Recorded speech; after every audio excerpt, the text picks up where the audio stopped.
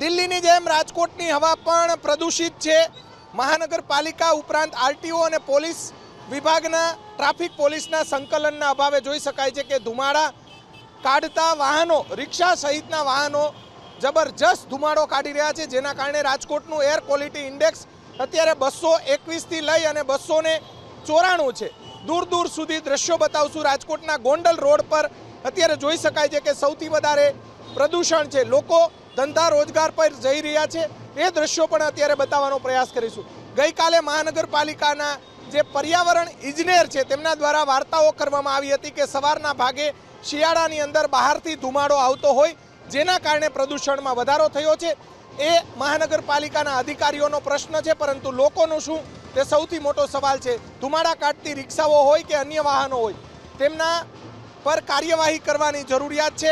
અહીંયા વાહન ચાલક જે ભાઈ છે એ મોઢે રૂમાલ બાંધીને નીકળ્યા અને અમે એમની સાથે વાત કરવાનો પ્રયાસ કરીશું। ભાઈ, મોઢે કેમ રૂમાલ બાંધવો પડે છે?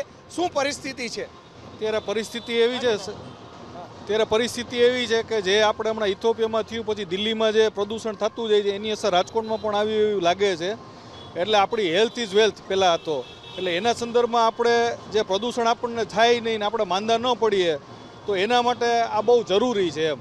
એટલે સરકારશ્રી પણ પગલાં તો લેતી જ હશે, સાથે સાથે મારા મતે આપણા નાગરિકની પણ ફરજ છે કે ડે બાય ડે આપણા જે રિક્ષા છે, વાહન છે, કાર છે, સ્કૂટર છે, એનું ઓઇલ ચેકિંગ કરાવવું જોઈએ। બહુ ધુમાડો કાઢતો નથી, પીયુસી પણ રાખવું જોઈએ। એક જાગૃત નાગરિક તરીકેની મારું એવું છે કે આપણી ફરજમાં આવે છે અને ધ્યાન રાખવું બહુ જરૂરી છે અત્યારના સંદર્ભમાં। એટલું બધું પ્રદૂષણ છે, ઝેરી હવા બનતી જાય છે, ઉધરસના પ્રશ્નો વધતા જાય છે, નાક બળે છે, આંખમાં ધુમાડો જાય છે, દેખાતું નથી, આંખના બી એટલા પ્રશ્નો થાય છે કન્ઝર્વેટિવ।